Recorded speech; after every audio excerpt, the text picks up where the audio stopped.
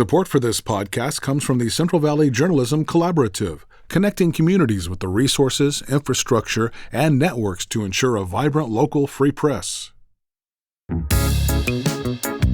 From KVPR in Fresno, this is Central Valley Daily. It's Wednesday, May 6th. I'm Carrie Klein. This month, a brand new program at Fresno State will celebrate its first graduating class.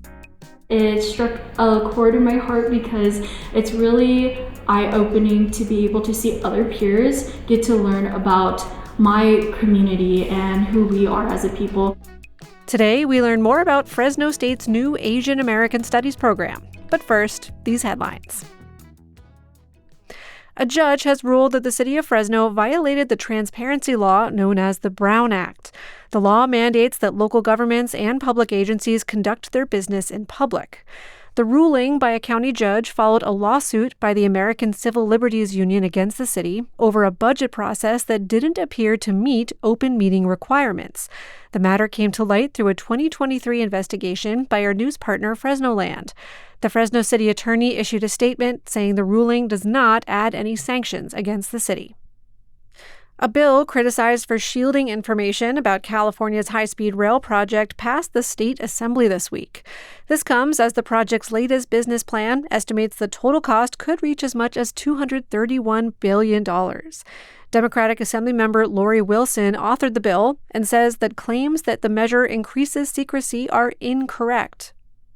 In fact, this bill does the exact opposite by requiring the Inspector General to make its reports public, which is not required under current law. The assembly member from Susan City says the bill aligns the Rail Authority and the Inspector General under the same confidentiality rules, allowing the Inspector General full access to documents. It now heads to the Senate. California now ranks significantly higher in per-student education spending than it did just a few years ago. Our newsroom partner EdSource reports that the state's per-student funding now ranks 13th in the nation. This is up from 28th place 3 years ago. A new report from the Education Law Center points to California's equity-focused funding formula for schools, known as the Local Control Funding Formula. California now ranks second highest nationwide in distributing money to districts in high-poverty communities. The study shows that per-student funding now averages more than $19,000. A new study from UC Berkeley finds that California community college students who consistently receive CalFresh food benefits do better academically. The research found that students who maintained CalFresh throughout their first year were more likely to complete a full-time course load and return for a second year. Economist Jesse Rothstein co-authored the study. Many college students struggle financially. College is expensive and they're not making any money. And sometimes that comes in trouble paying tuition, but other times it comes in trouble paying basic living expenses. About 200,000 college students in California receive CalFresh, which provides monthly food benefits to residents with low incomes. Meadows Field Airport in Bakersfield is adding a new nonstop flight to Los Angeles. It's through United Airlines. The new service will begin on August 11th and will run once a day. United Airlines also offers direct flights from Bakersfield to San Francisco and Denver. Meadows Field is owned and operated by Kern County.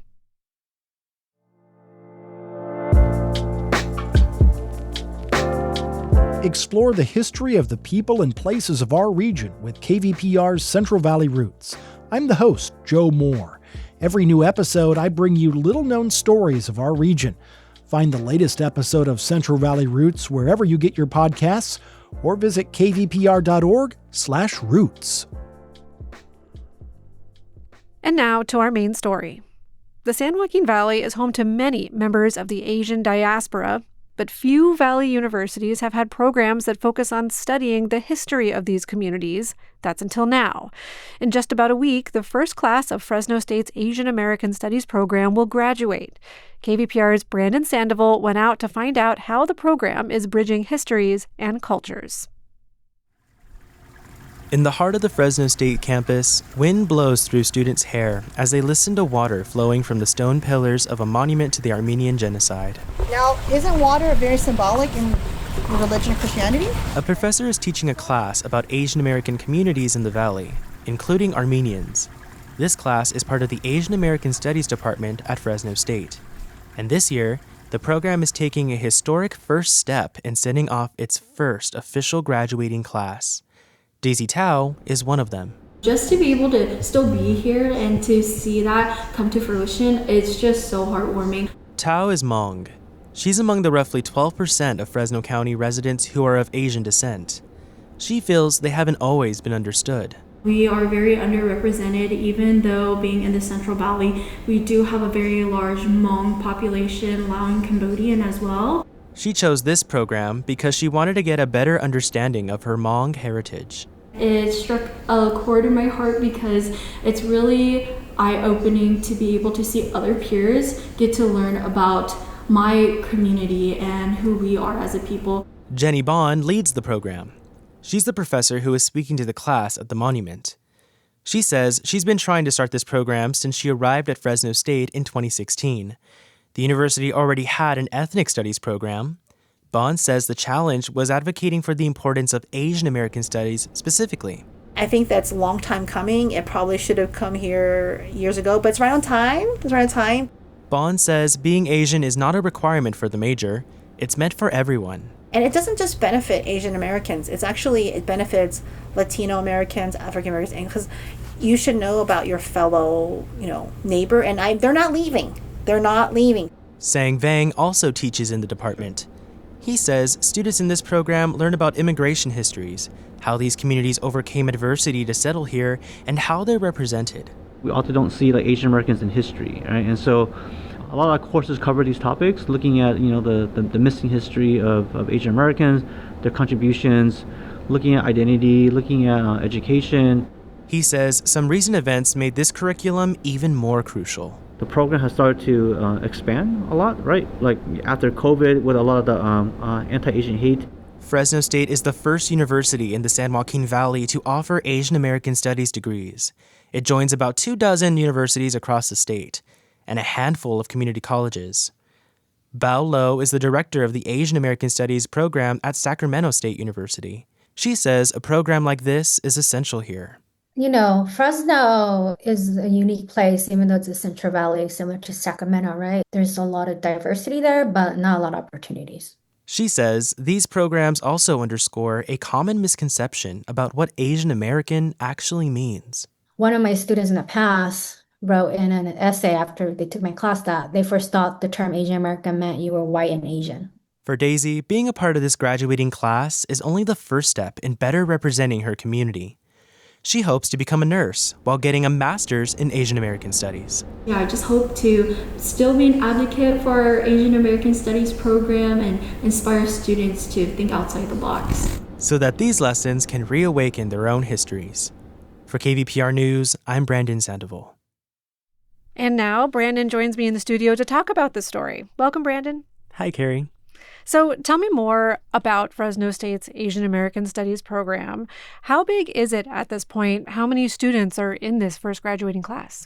So because it's so brand new, it's just starting out with relatively low numbers, but the faculty, they have very, very high hopes for it to grow and to expand as the years continue and to hopefully bring some more students involved in the program there at Fresno State. There's approximately around a dozen students that are graduating this semester, which is very exciting. Again, it's low numbers, but they have very, very high hopes, and they're very excited to see what else can come out of this program that's just starting. And the majority of those are actually minors, right? And not actually majors in the program? Yes. So a majority of them are minoring. To my knowledge, there's at least one student that's fully majoring in the program, which means that all of her studies, all of her curriculum is Asian American Studies. And she's actually in the story. Her name is Daisy Tao. And she's very, very passionate about her community, her heritage, her culture. And that's mainly what drove her to join Asian American Studies as a major. So you gave some examples of the material that's taught as part of the program, some of the major topics. Tell about some of the specific courses that students can enroll in. Yeah, so there's a wide variety of courses that the students can enroll in. One of them, for example, is the Asian Americans in Media and Pop Culture. So it kind of displays Asian Americans on screen, and again, just their cultures that is displayed here in the Central Valley. There's another course that is Japanese Americans in the United States, and that course kind of focuses more on their experience specifically from Japan and all the obstacles and their experience of coming to the U.S. And many of the people you spoke to talked about the importance of Asian American representation specifically. Talk more about what that means to them and why that's important. Yeah, this is something that came out a lot in my interviews. It's something that people have a real passion for. They have a lot of thoughts about it. And it's something that the faculty particularly and the students, they feel they've needed this curriculum for some time. It's been a little bit of a fight to get it instated, but now that it's here, it's very much needed and very welcomed. One of the points that was said to me is that historically, there's not much representation of Asians, like, for example, in the civil rights movement. We have famous figures such as Martin Luther King. We have Cesar Chavez, now infamously, but not a lot of Asian representation. And so what this program really wants to highlight is fill the gaps pretty much, is to show those Asian voices and their representation. Of course, we have a big Hmong population in the Central Valley, and having curriculum that displays their experiences is very important to them because it gives a voice to a vast demographic here. This program displays the strides they have taken. They've come a long way. A lot of people came without opportunities, and now with this degree, those same opportunities are being displayed, and the doors are open for them, and this is a bright future for them to look to the future. And it just symbolizes accomplishments and rising with limited opportunities to now having full access. Branden Sandoval, KVPR intern, thanks so much for your reporting and for joining me today. Thanks for your time, Carrie. And Branden, this is the very end of your internship. It's also the end of your college career. You are graduating in a couple weeks from the Media Communications and Journalism department.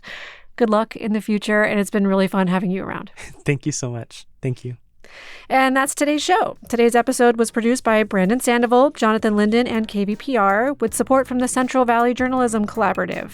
I'm Carrie Klein. Find the latest local news anytime at kvpr.org.